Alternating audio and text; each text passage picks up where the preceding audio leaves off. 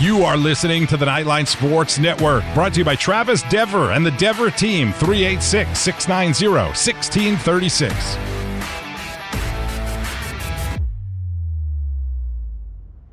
This is WDBO 107.3 FM and AM 580, Orlando's news and talk.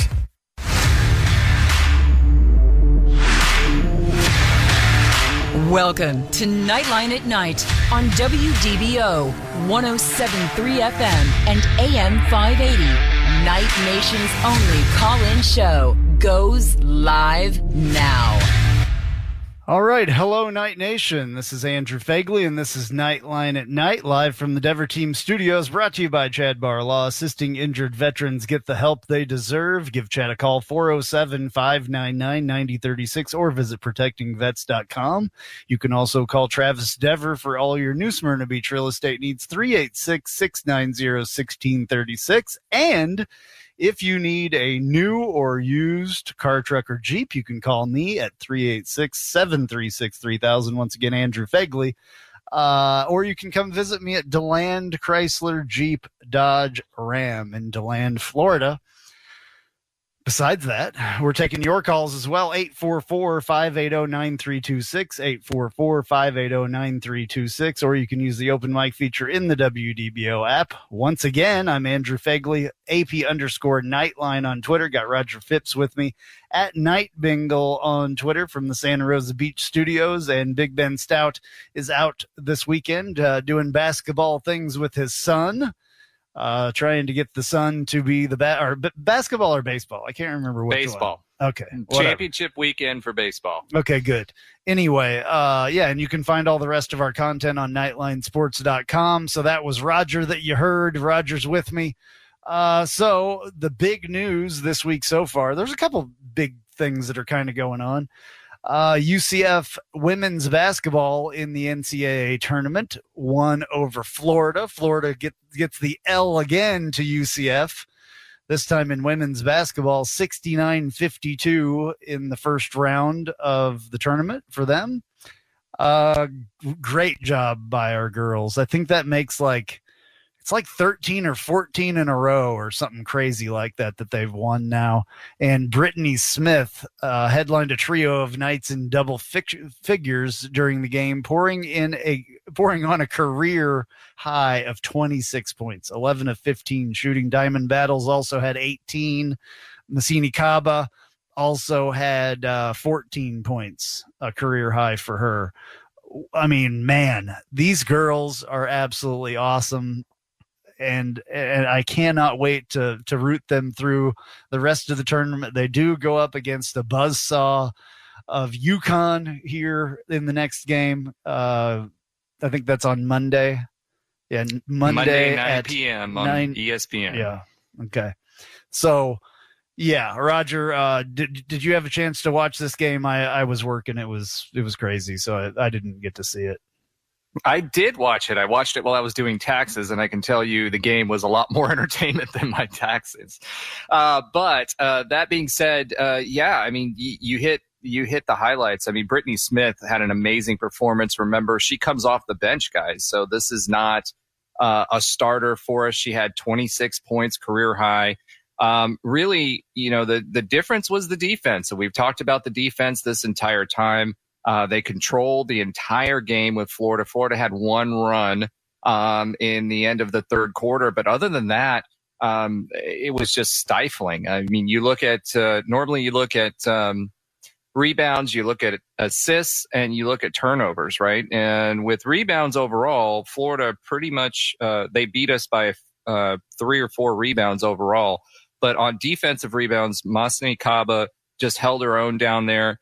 And defensively, she had 9 blocks. The team had 9 blocks. And Masani, I think, had 4 or 5 of those blocks. So she was absolutely phenomenal. They turned that defense into great transition. And assists, we just completely obliterated Florida. I mean, it was just not even close. For assists, we had 19 assists. And anytime you have 19 assists and your turnovers are relatively nothing. We had 6 turnovers versus their 16. That tells the story of this game. So The ladies absolutely killed it. They're 26-3, and to your point, are on a 14-game winning streak. UConn's going to be a tough battle for them. The UConn's playing at home. They were in the American, so we've played at that arena against them several times the last 2 games. They beat us by 11 and 7 points respectively. So this team can play with UConn.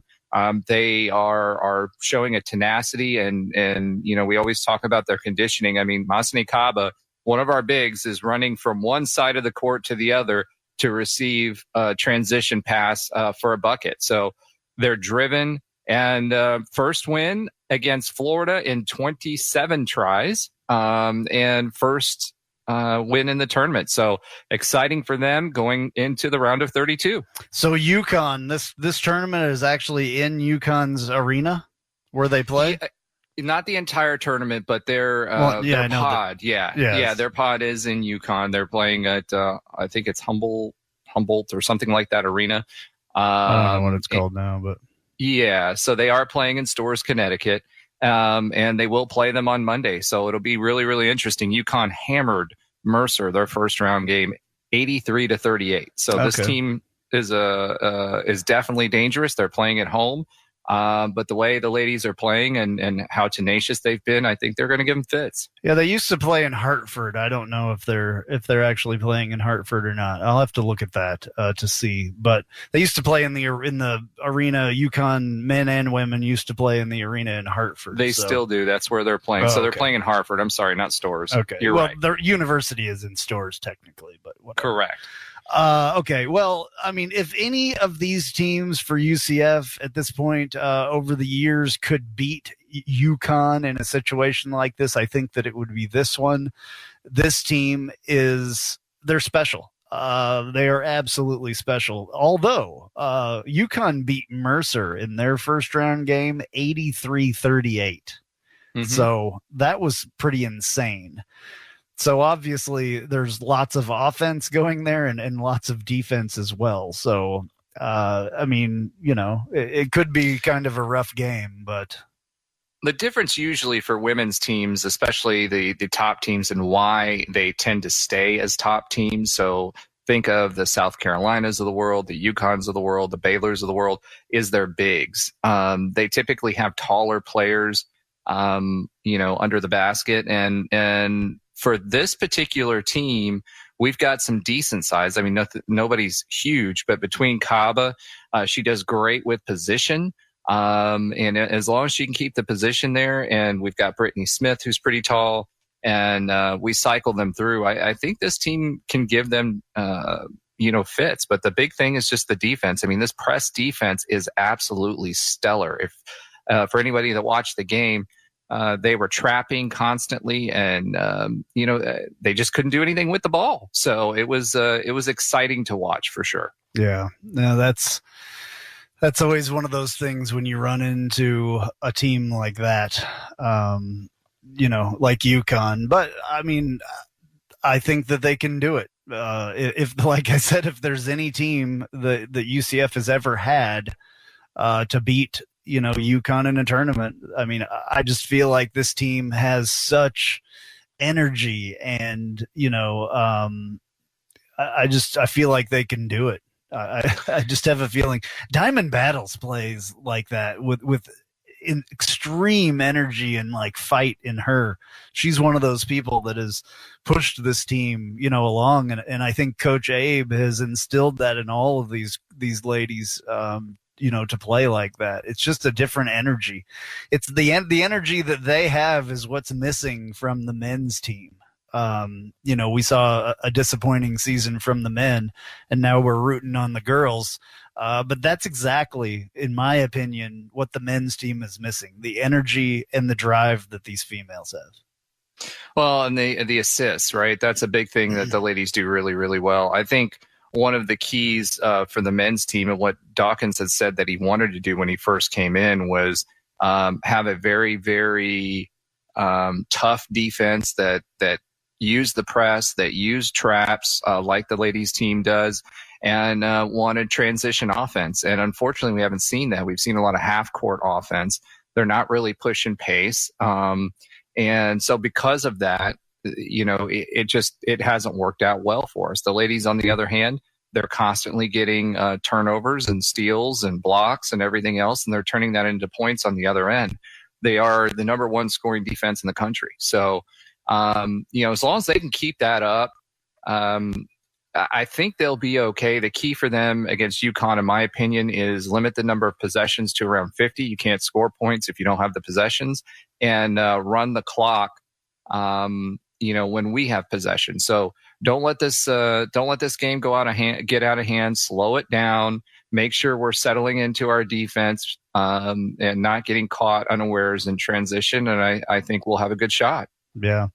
Well, another big streak as well, and I think it's close to the same, is softball. Softball is on a massive win streak as well, I believe, unless that has been broken since the last time I looked. It has not. 15-game winning streak. They're 26-7. That's crazy in softball because there's a lot of games. So in fact, yesterday they played a doubleheader against Furman, and they played Furman today, won 9-0. So yesterday, early game, it was 8-0. Then the late game was 8-4, and then today 9-0 against them. Coming up for them on Friday for softball is the Cows, South Florida, which is not in South Florida, which we've talked about. We talk about this all the time, but I have to put that in there West because Central Florida. Yeah, I wouldn't. It wouldn't be right if I just called them South Florida. It's the war on I-4, obviously, but they are nowhere even close to South Florida. So I mean, none of it makes sense. But anyway, so yeah, that's obviously a big, schedule coming up for the next couple of weeks, and then they play Wednesday, March 30th. They play Florida at Florida, so that'll be a good one. Another chance for the Knights to give Florida an L again, and that's always good. Yep, and they did it with Ohio State 11-3 this past week. We were looking forward to that game, and they did a great job there. So, when you watch this team, they've got hitting and they've got pitching, so they can go far. They haven't had an easy schedule. So, despite hearing the 7 losses, that's pretty phenomenal. And I do think this is definitely a tournament team and maybe a super regional team. Yeah, so one of the big losses obviously was an early one to number 19 Michigan, number 18 Tennessee was another one, number 5 Florida State was a big one. Also number 4 Florida at the time when they played them the first time this year. But big wins over Iowa State, Nebraska, Ohio State, Texas. Who else? Tennessee Tech, not Wisconsin. Georgia, who was number 12 at the time. So this team is for real as well. We'll talk more about this probably later, but what I really want to get to, and this is, kind of our bread and butter that we talk about a lot. This was the first week of spring football practice, and woo-hoo! That's just exciting. Spring football obviously isn't nearly as exciting as fall football, but still just getting things going, hearing from coaches and players is a big deal. And I'm glad that we're finally at that point, at least to be able to do that. Lots of changes with transfers and everything else. And I guess they got a new transfer today. So Roger, why don't you talk about that guy real quick? Yeah, real quick. We've got a brand new transfer. He played guard. He was at Virginia Tech. His name is John Harris. He's 6'4", 300 pounds, committed to Virginia Tech out of high school, then went to Mercer. He was a 3-star recruit out of Georgia. At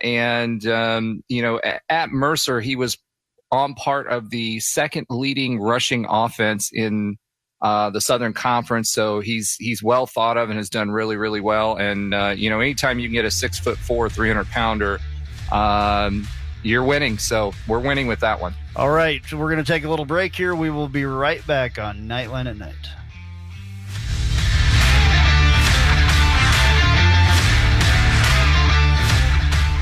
An auto accident can change your life forever. At Chad Barr Law, we are raising the bar on what to expect from your personal injury attorney. Hi, I'm Chad Barr, and I want you to know that our entire team is dedicated to providing you with the representation you deserve in your greatest time of need. If you or a loved one have been injured in an auto accident, call 407-599-9036 for a free consultation or visit chadbarlaw.com. At Chad Barr Law, our clients come to us in need and leave as family. Offices Altamont Springs.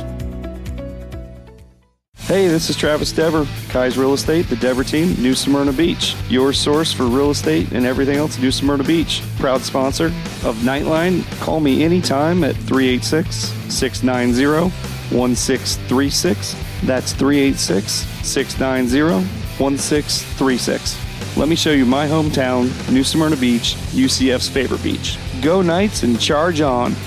Looking for more out of your Porsche? Look no further than Flat6Motorsports.com. They have the widest selection of aftermarket Porsche parts anywhere in the world. With over 85 product lines and in-depth expertise, Flat6Motorsports.com is your one-stop shop for any Porsche performance needs. Whether you're shopping for intakes, exhausts, suspension, or tuning, they have you covered. Flat6Motorsports.com is the premier Porsche aftermarket specialist. Check them out at Flat6Motorsports.com.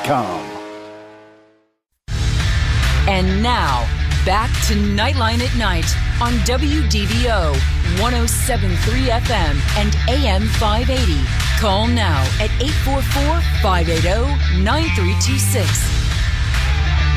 All right, back on Nightline at Night with you. This is Andrew Phegley, live from the Dever Team Studios, brought to you by Chad Barr Law. Roger Phipps is with me at Night Bengal on Twitter. So we were talking earlier about women's basketball for UCF. We were talking about softball a little bit, but then we started talking about football. Football just finished up their first week of practice. They were in pads and helmets the other day, which is awesome. This is exactly the time that that stuff needs to happen, and that's when it starts to get kind of exciting. One of the biggest things I think that everybody is kind of wondering about coming into the off season and coming into spring ball and the regular season would be the quarterback situation.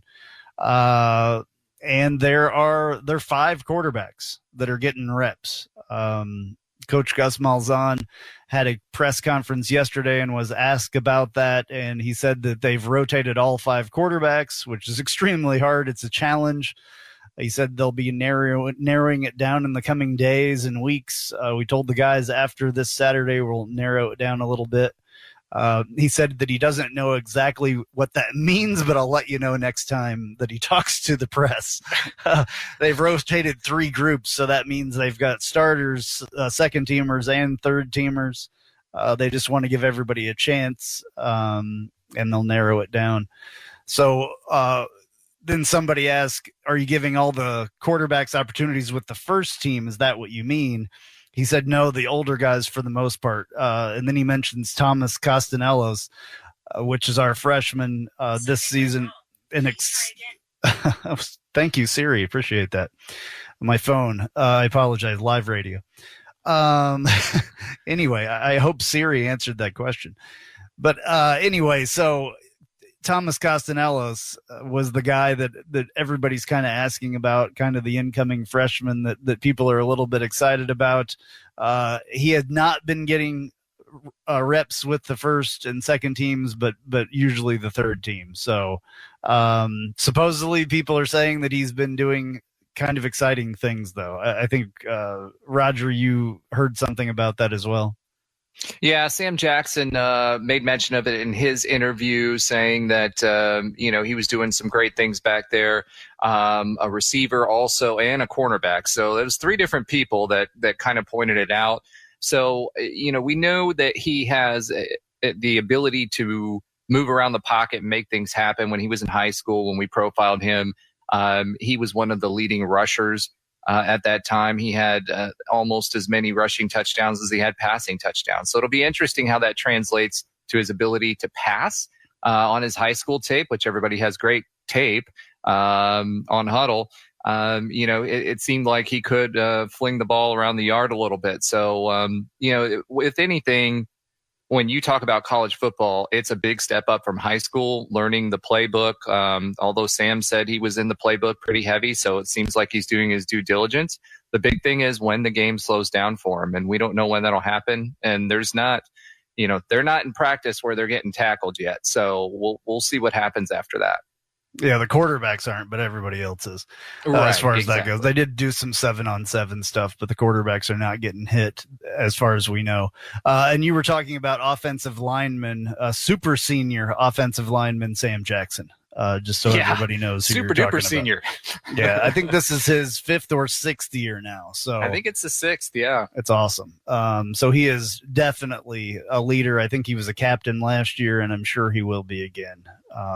Because I'm pretty sure he is the most tenured person on the team. So we're going to talk a lot more about football, basketball, and everything else when we come back. We'll be back in a little while after this.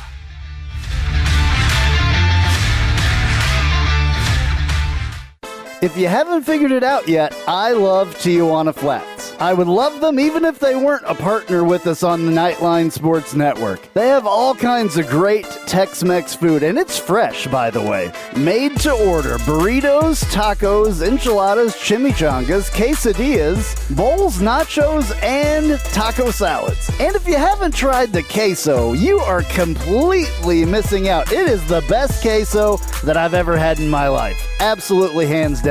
And the sauce bar that they have, everything from wild to mild in there. Absolutely awesome, awesome stuff. Not only do I love the food at Tijuana Flats, but I love the company, a UCF-born company. And they give back to the community with the Justin Queso Foundation. So head to your local Tijuana Flats. Tex-Mex for everyone.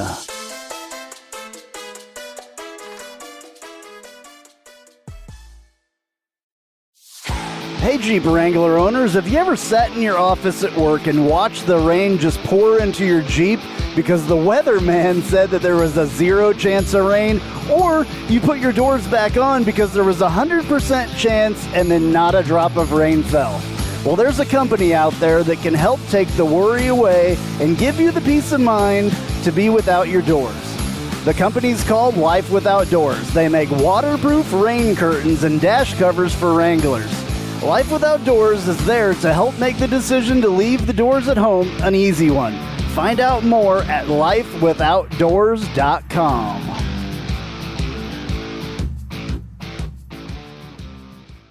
Spice up your company with homemade marketing services from Tasty Gravy Creative.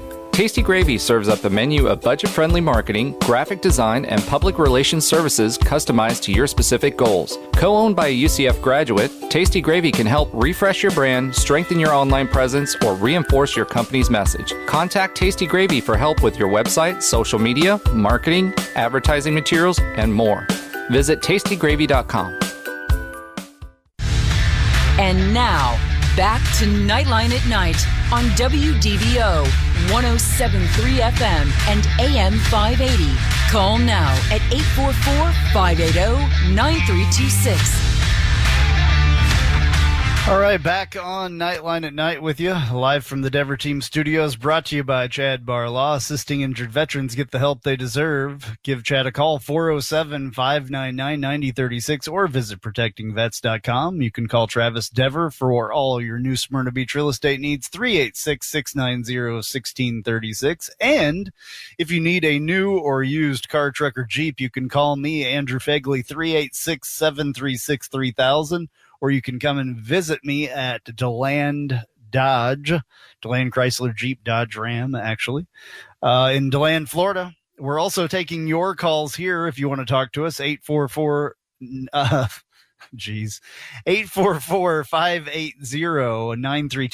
844-580-9326, or you can use the open mic feature in the WDBO app. Once again, I'm Andrew Phegley, AP_Knightline on Twitter. Got Roger Phipps with me at Night Bengal on Twitter from the Santa Rosa Beach studios. And you can find all the rest of our content on nightlinesports.com. We are talking UCF sports, obviously, by the name Knightline. We've talked about women's basketball so far. We've talked about softball. We have talked about football, which we're going to talk a little bit more about here. And, I mean, there's all kinds of other stuff we can talk about. So I got a little baseball action this got weekend. Some baseball. There was tennis. There was golf. All the spring sports are in full effect at this point. So, and then some of the winter sports or fall sports, winter sports are ending up. So, all right. Talking more about football, Roger, I want to ask you, and I think we've talked about this a little bit before on the show, but this is really the time to start kind of discussing this stuff. What is the biggest glaring thing, you know, in the off season that you think needs to be improved for football?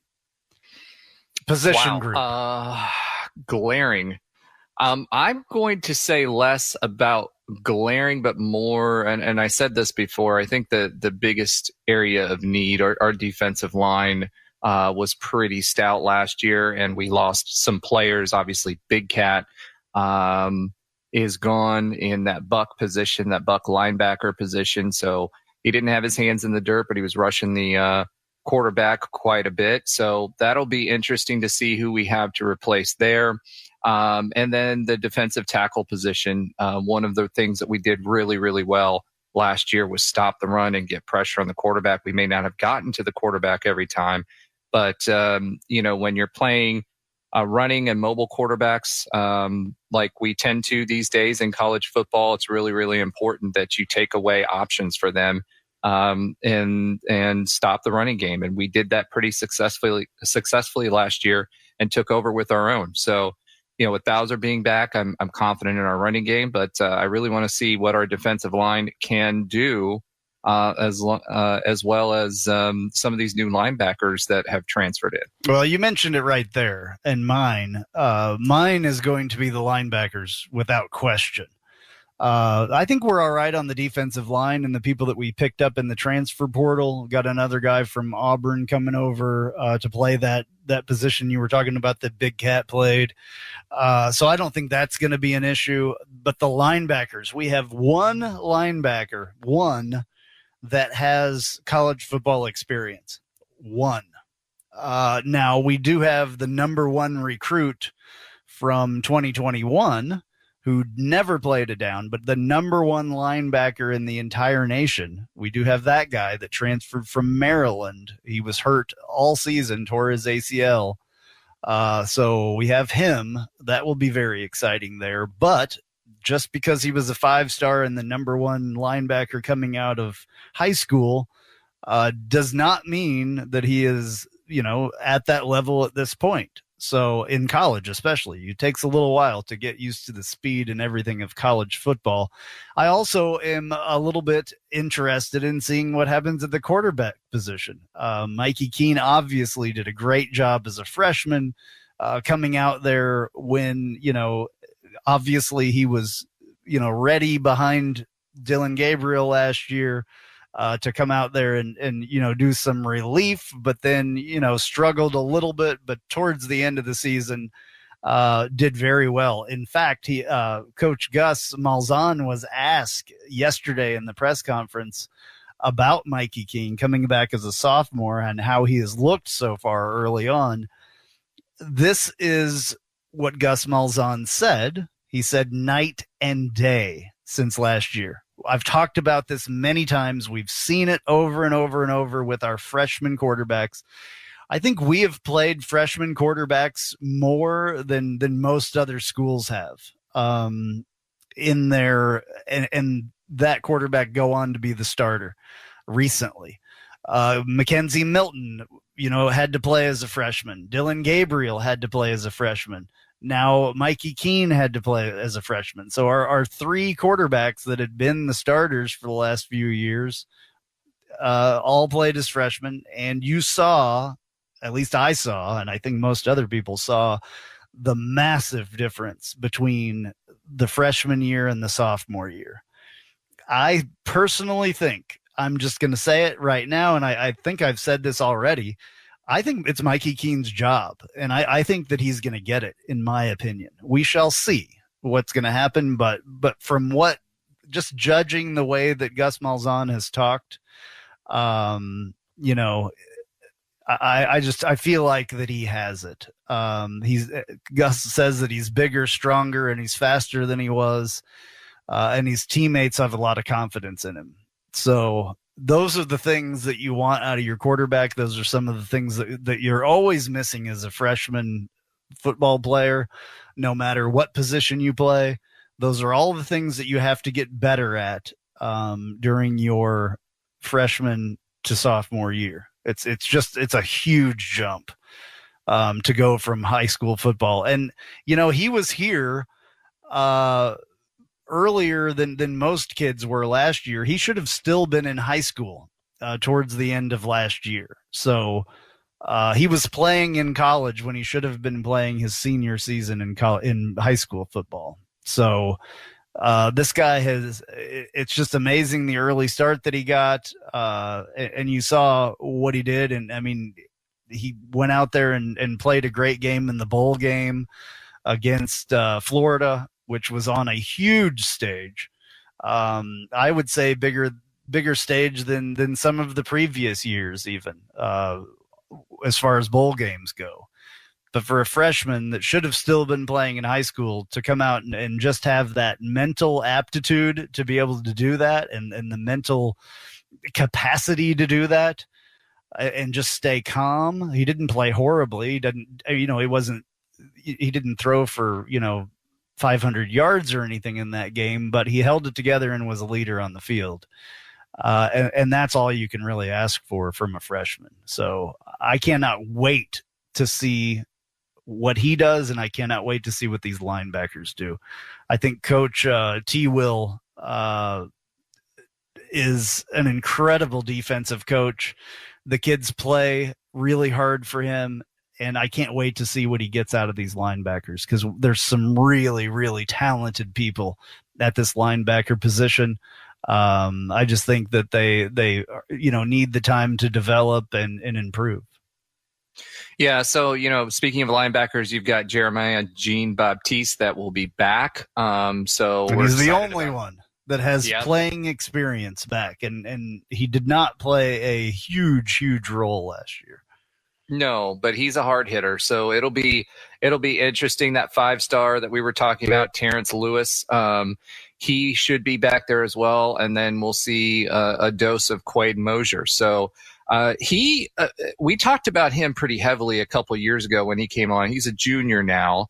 I don't know if it's a red shirt or just straight junior, but he at the time was pretty highly coveted. He had some speed and he was a hard hitter. So it'll be interesting to me to see how he does and how he fits into the scheme. So from a linebacker position, those are the three that I expect to see the most out of initially.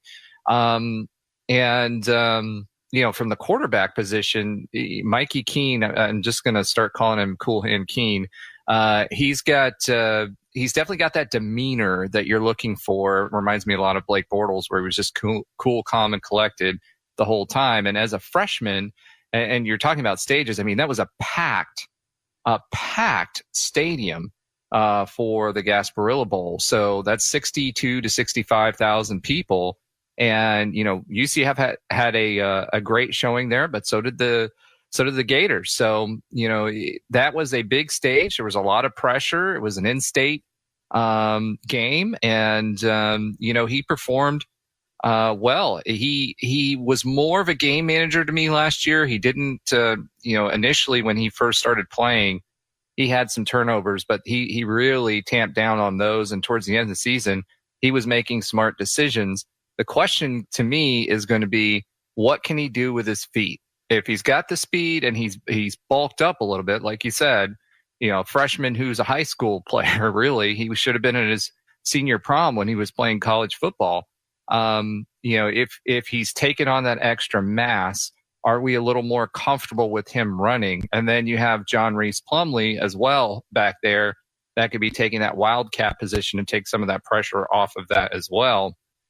So it'll be interesting to see how Gus decides to mix those two together, and whether he allows Mikey Keene to build that dimension of running into his game, because that will really make him lethal. Yeah, I think he will this year. I think he's going to let him do a little bit of that stuff a little bit more. And this is the other thing. I thought Joey Gatewood was gone. He's not. He's still there. No, he's a redshirt senior now. I thought that for some reason I thought he was just a grad transfer and he was done after the season. So we've got a ton of quarterbacks. And Gatewood did really well, in the running job of the quarterback at times. But we saw Mikey Keene take off that one time, especially that he ran for like 30 yards and looked like Mackenzie Milton out there, to be honest with you, running the ball, making people miss, making people fall down, and we all saw that. Those of us that watched his high school tape, that's the type of player that he is. So if Gus wants to let him go and let him do things like that, that's another thing. But I know that he can do it. So I do think depth, to your point, makes a difference too. Because remember last year he was filling in for Dylan, and there wasn't a lot of confidence behind him. Now you've got Costanelos, you've got John Reese Plumlee, and the future of the quarterback room, Malachi Lawrence, who's out there as well. For the 2023 commit, who's a highly touted commit. So I think he will take the reins off him a little bit because he doesn't have to worry about him going down and not having the depth behind him. Yeah, well, Plumlee, we have no idea what Plumlee is going to do, to be honest with you. And this is one of the things that I err in caution even talking about Plumlee is because he's been playing wide receiver the last year. Yes, he was a quarterback at one point as well, but he's much more of a runner than he is a quarterback. I've still never really seen him throw for us. I've seen some throws that he made at Ole Miss when he was a quarterback that were not good whatsoever. So, and there were some that were good, but there were some that were not. In the spring practice footage that I saw, so far of the quarterbacks, he did have, pretty good zip on the ball, a fast release, but I just think Mikey Keene, even in the, it was probably a 5-minute video clip, just looked, like Gus said, night and day. So we'll see. It's going to be interesting. And I'm sure that, they're all going to get some time in the spring game, and that'll be interesting to see. But, yeah, anyway. All right, well, we're taking a break again. We'll be back on Knightline at night, and we'll come back with the Tijuana Flats Hot Take of the Week.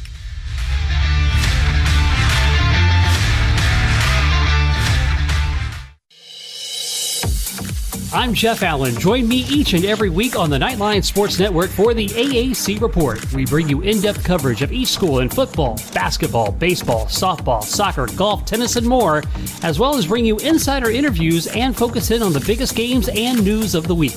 That's all right here each week on the AAC Report, only on the Knightline Sports Network.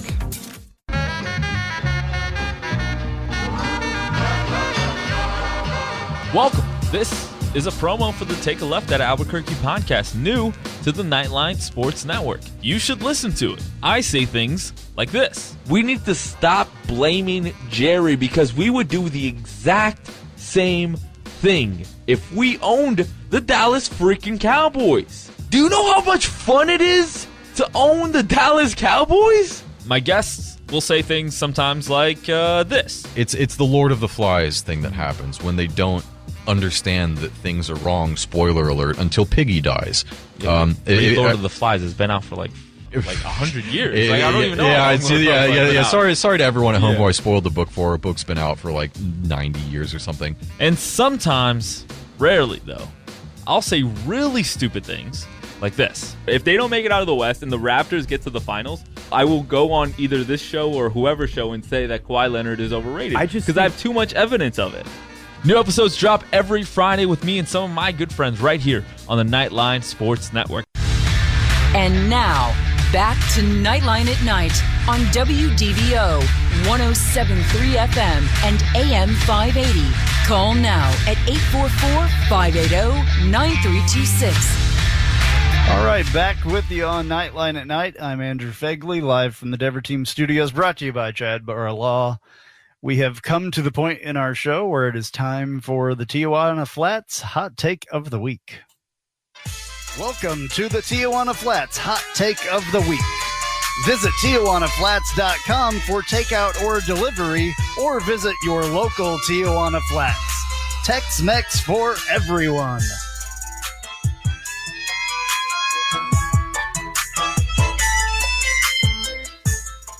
All right, time for the Tijuana Flats hot take of the week. I love Tijuana Flats. If you haven't heard me talk about it, you have never probably heard me talk at all, because I talk about Tijuana Flats a lot. I love it. It's one of my absolute favorite places to eat.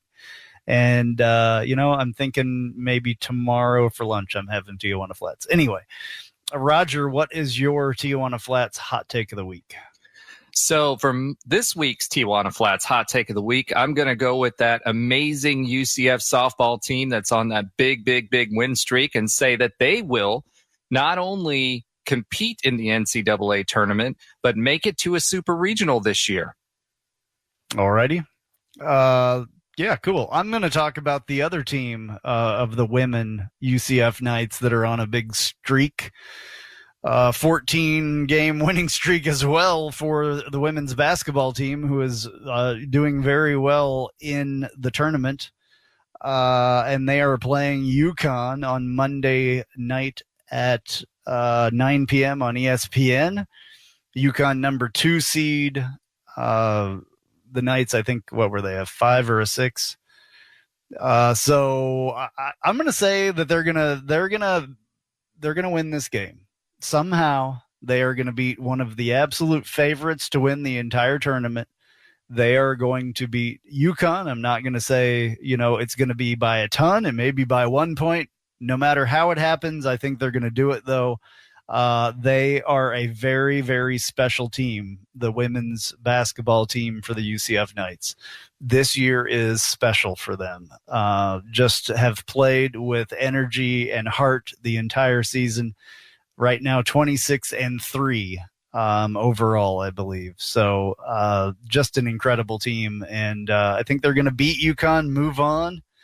And who knows what's going to happen after that.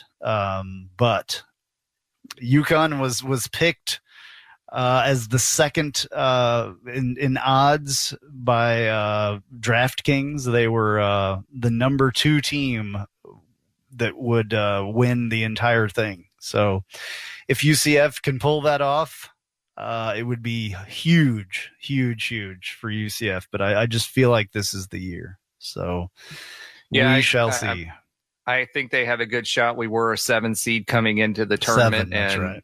Yeah, and that position just to have to play UConn. But, you got to, no matter who you play to get to the championship, you have to beat teams like UConn. So this will be a good test for the ladies.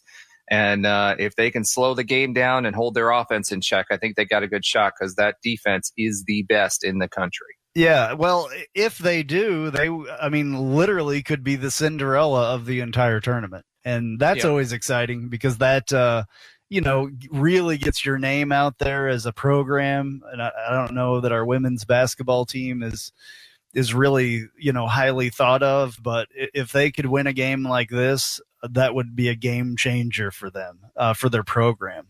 And I think that they deserve that after a year like they've had this year. They were a plus 20,000, underdog to win the entire thing on DraftKings. UConn was plus 350. So if that tells you anything, those numbers, that's insane. As big of an underdog as they are. So. All right. Well, that's going to do it for us. Thank you very much for listening. We will be back next week. Same time, same station. Go Knights. Charge on.